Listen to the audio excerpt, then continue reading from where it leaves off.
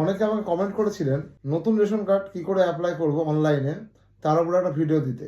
আজকে আপনাদের আমি দেখাবো আপনার পরিবারের নতুন কোনো ব্যক্তির রেশন কার্ড আপনারা অনলাইনে কি করে অ্যাপ্লাই করবেন। ভিডিওর সঙ্গে থাকবেন, স্টেপ বাই স্টেপ আপনাদের বুঝিয়ে দেব। নতুন রেশন কার্ড অ্যাপ্লাই করার জন্য আপনাদের wbpds.wb.gov.in ওয়েবসাইটে চলে আসবে। তারপর সিটিজেন কর্নারে আসবেন। সিটিজেন কর্নারে আসলে দেখুন আপনার কাছে প্রথম যে অপশন আছে রেশন কার্ড সম্পর্কিত কর্নার, এটাতে ক্লিক মারবেন। এই যে অফিস অনুমোদিত প্রয়োজন, এখানে ক্লিক মারবেন। অনলাইন আবেদন করুন, এখানে ক্লিক মারবেন। এখানে আধার নাম্বার দেবেন, টিক মার্ক দেবেন, ওটিপি আসবে, ওটিপিটা ফিল আপ করে সাবমিট করবেন।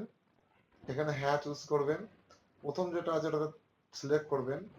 এই যে প্রথম যেটা লেখা আছে ফর্ম 4, এটাকে সিলেক্ট করবেন। সিলেক্ট করার পর নেক্সট করবেন।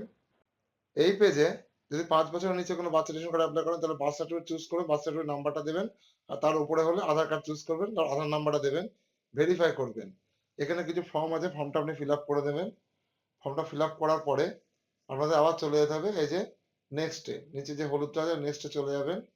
নেক্সট এসে এখানে দুটো টিক মার্ক দেবেন, আবার নেক্সট করবেন। এখানে আপনার ঠিকানা, বাবান্ন টাবান্ন যা চাইবে, ব্লক, সবই এখানে আপনি দিয়ে দেবেন। দেওয়ার পরে আপনাদের আবার নেক্সটে যেতে হবে। এই পেজে এসে আপনাকে 5 বছরের নিচের কোনো বাচ্চার হলে তার বার্থ সার্টিফিকেটটা 300 কেবির মধ্যে করবেন, দিয়ে আপলোড করবেন। তার উপরে হলে আধার কার্ডটা আপলোড করে দেবেন 300 কেবির মধ্যে, তাহলেই হয়ে যাবে। যদি ভিডিও ভালো লেগে থাকে ভিডিওটাকে লাইক, কমেন্ট, শেয়ার এবং ফলো করতে ভুলবেন না।